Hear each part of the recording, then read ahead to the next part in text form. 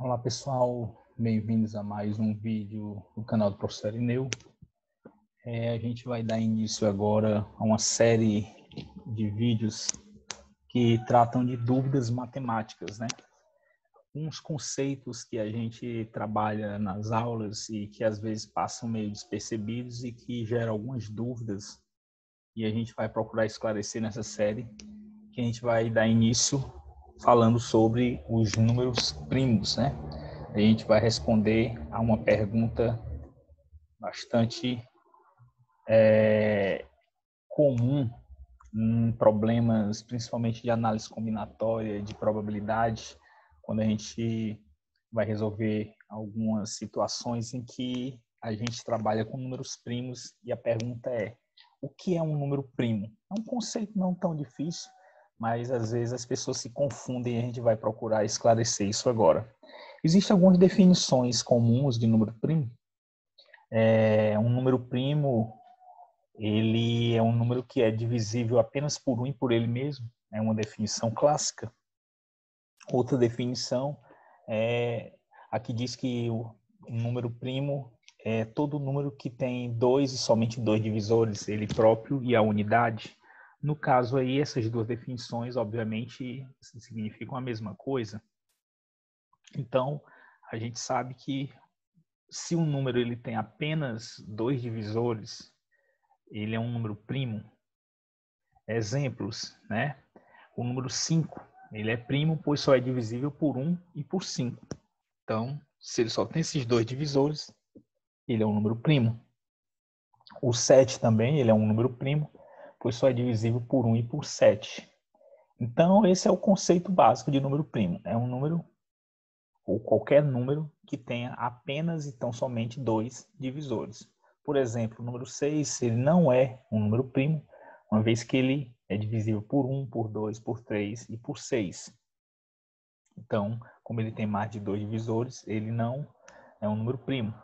O único número primo par é o 2, né? Cujos divisores são 1 e 2. Então, isso aqui é uma informação importante, né? O único número primo que é par é o 2. E, por sinal, ele é o primeiro número primo, né?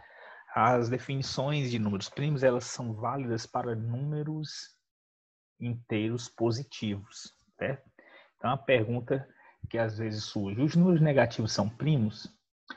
Quando se definiu esse conceito de números primos, ou essa noção dos números primos, isso data de 2000 anos, lá na Grécia. Então, ainda não tinha a noção de números negativos. Então, os números primos, eles são definidos dentro do universo dos números positivos, né? Os números naturais.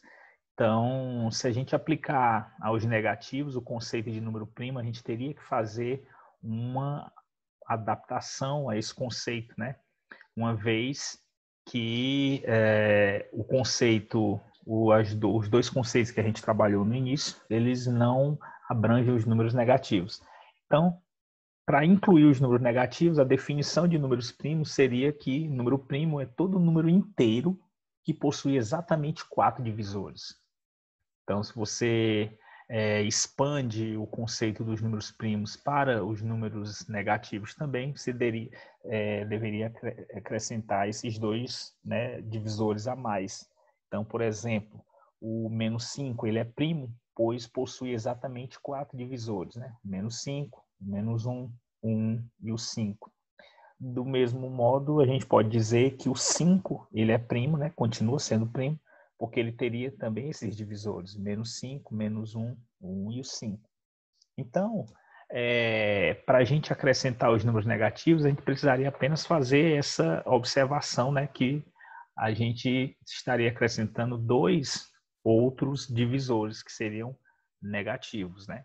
Então, a gente pode dizer que todo número primo positivo, ele tem a sua contraparte prima negativa, né? Então, você acresce esses dois divisores a mais, ok? Quantos números primos existem?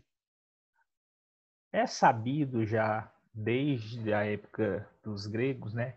Euclides já demonstrou que existe uma quantidade infinita de números primos, né? Já foi demonstrado isso há mais de 2000 anos. Então, significa que os números primos têm uma quantidade ilimitada. Só que, embora a gente saiba que são infinitos os números primos, nós não temos uma fórmula ainda encontrada que permita que a gente determine qualquer número primo, né? Os números primos ainda formam uma sequência que nós não temos conhecida a sua lei de formação, né? Como é que ela se desenvolve, ok? Então, a gente usa alguns métodos para determinar números primos e existem até algumas fórmulas que dão uma certa quantidade de números primos, mas nenhuma ela nos dá todos os números primos, ok? Um método bastante prático de a gente determinar os números primos é o conhecido crivo de Eratóstenes, né? Eratóstenes foi um matemático grego também que desenvolveu um método bastante simples de a gente determinar números primos, né? Vamos pegar, por exemplo, um galo cantando na hora dessa. O crivo de Eratóstenes ele é um procedimento prático para encontrar números primos, desenvolvido pelo matemático grego Eratóstenes, né? Nasceu em Cirene, na Grécia, em 276 a.C. e faleceu na Alexandria em 169 a.C. Em que consiste esse crivo de Eratóstenes, né? Ele funciona da seguinte forma, né? Vamos pegar, por exemplo, uma tabela com os números naturais de 1 a 1000. Então, você começa assinalando o primeiro número primo da tabela, que no caso é o 2. Em seguida, você elimina todos os múltiplos de 2. Então, 4, 6, 8, 10, 12 e assim sucessivamente até o último, né, dentro dessa tabela. No caso, a gente passa para o próximo número na tabela, e que no caso, que não foi eliminado, seria o 3. Próximo passo, a gente vai eliminar todos os múltiplos de 3. Né? Seriam 6 que já havia sido eliminado, o 9, o 12 já havia sido eliminado e assim sucessivamente.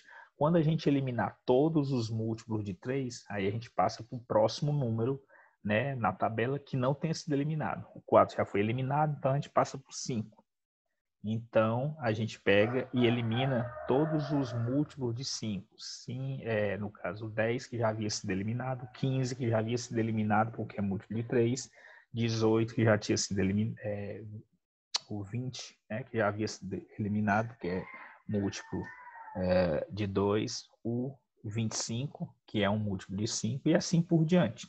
E esse procedimento a gente vai fazendo até que tenha eliminado todos os múltiplos, né?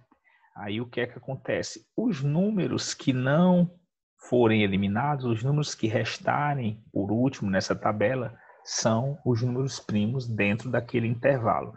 No caso de 1 a 1000, a gente tem aí 168 números primos, que são esses que aparecem nessa tabela aí, né? 2, 3, 5, 7, 11, 13, 17, 19, etc. Até o último número primo dentro desse intervalo de 1 a 1000, que é o 997. Então, à medida que vai crescendo, né, o tamanho do número primo, fica mais difícil a gente ir encontrando esses números, uma vez que a gente tem que ir, né, eliminando todos os divisores, ok?